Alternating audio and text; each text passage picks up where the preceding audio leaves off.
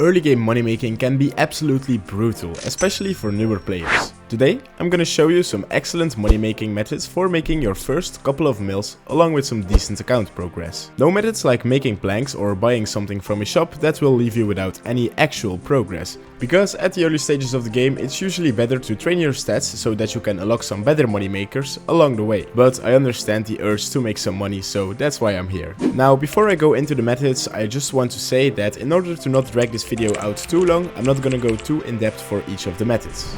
The first one is nice and simple. I'm talking about crafting jewelry. There are no real requirements to get started, you can just begin crafting opal rings from level 1. However, I'd highly recommend completing some quick XP boosting quests like Sheep Shearer or the Dwarf Quenon to skip the early stages and the lower tier jewelry. For the best efficiency, you'll want to go over to the Edgeville Furnace. It's one of the closest furnaces to a bank, making the process much smoother. Plus, it's just a short trip from the Grand Exchange, so you can easily buy and sell materials as needed. Oh, and don't forget to grab the correct mold, you can get these from the Grand Exchange. Now let's talk numbers. At just level 45 crafting, you can make red topaz amulets unstrung. After some testing, I managed to get a profit of over 600k per hour, while also getting over 100k XP per hour. Of course, first you'll have to reach level 45, so to do this you can craft some lower tier jewelry, which will still make you a couple 100k per hour. Now, this is all pretty dependent on the current market prices, so I'll leave a link down below so you can check everything out yourself. For me, the main benefit from this method is that it's super relaxing and consistent. Plus, a high crafting level is needed for many important quests anyways, so you might as well make some money from it. If you're looking for an alternative to crafting or you just want to switch things up, making teleport tablets is a great option. These items let players teleport all over the map without needing any runes or the magic level to cast the actual spell. To do this, you will need a minimum of level 25 magic, at which you can make Varrock teleport tabs. Normally, you'd need a house with a lectern to do this, but there's a way around this. Head over to World 330 Remington, where players openly offer their maxed out houses for public use. Simply join one, find the lectern and you're good to go. At this lectern, you can make the teleport tabs by bringing the runes required to cast the spell, along with some soft clay.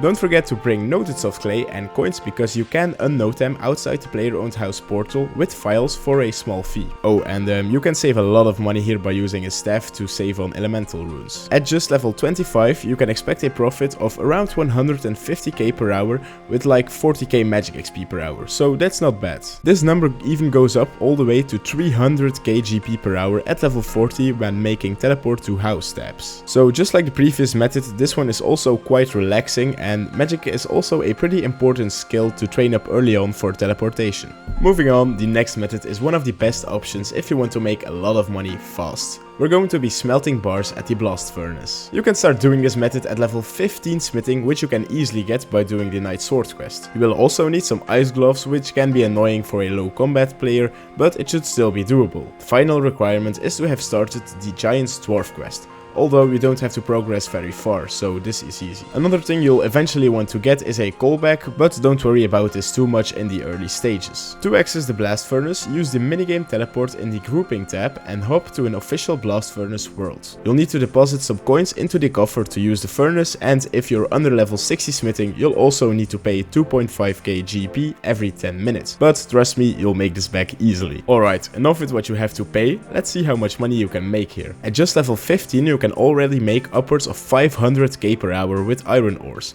getting 75k XP per hour as well. With steel bars, you're looking at almost 750k, and this number just keeps going up the higher tier bar you make. In order to get the best rates possible, I would also recommend investing in some stamina potions so you can keep your run energy on all the time. It's possible to make a ton of money here while getting an absurd amount of XP. The downside is that it's really click intensive, so it might not be the best method to grind out for an extended amount of time. Let's move on to a more passive moneymaker. Oh yeah, you heard that right, passive money, who doesn't want that? So what I'm talking about is birdhouse runs. They're one of the easiest and most consistent ways to make GP with almost no effort, all while gaining some solid hunter XP. To do this, you will need to have completed the Bon Voyage quest, and this can be a bit annoying, but it's a super good early game goal to go for. You can start birdhouse runs at level 5 hunter, which you can easily get from doing the natural history quiz at the Varrock Museum. Since you need to visit Fossil Island every time you want to do a birdhouse run, I highly recommend unlocking the Digside pendant for fast teleport. rewards. It's hard to say how much money per hour this is because it's a passive moneymaker, but with bird nests selling for 7.5k each, you're guaranteed some solid profits. Plus, you can also get some crew skulls and valuable seeds from the nest if you're lucky. If you were to calculate the profit per hour for a run, it would come out to a couple mil per hour at least. But of course, you can only do this for like a minute every 50 minutes. The best part about this method, both your XP and profits increase as you unlock better birdhouses. You'll eventually even gain access to even more profitable methods like black chinchompas. Now for a lesser known method with huge profit potential, making pyre logs. I covered this method in another video a while ago, but it's worth revisiting because it's one of the best low requirement money making methods out there. Surprisingly, you don't need any fire making level to make them, meaning you can do this method at a very low level. You will need to complete the Shades of Morton quest, which does have an implicit fire making requirement, but that's still an easy one. Magic and redwood pyre logs will always be the best to make, and depending on the current prices, you can expect anywhere from 600k all the way up to 1 million GP per hour. Keep in mind that these rates are achieved by constantly using logs on sacred oil to make as much pyre logs as possible. This is very click intensive, so it might not be the best to do for a long time. Doing this, you will also gain around 20 to 30k fire making XP per hour, so it can be a good method to do until level 50 when you unlock Wintertodt. And then for our final money making method, we're tackling one of the most expensive skills in the game, herblore. But instead of spending money, we're going to be making profits by cleaning grimy herbs. The only requirement to start this method is the completion of the druidic ritual quest. That's it. It's a quick and easy quest that unlocks the herblore skill. Once that's done, you're ready to start. Once again, you have the option between AFKing or spam clicking, and of course the spam clicking will be a lot faster. The profit per hour heavily depends on which herb you're cleaning. Some herbs will be more consistent over time, while others will fluctuate more depending on the markets. So to make sure you're cleaning the best herb possible, I will leave a link down below with all of the prices, so you can just check out which is currently the best. What you might also want to keep in mind is that the higher tier herbs will always give you more XP, which might be beneficial as well. I would highly recommend doing this for the lower herblore levels. Alright, those were all of the methods I wanted to share. Each of these methods is absolutely worth doing in the early stages of your account.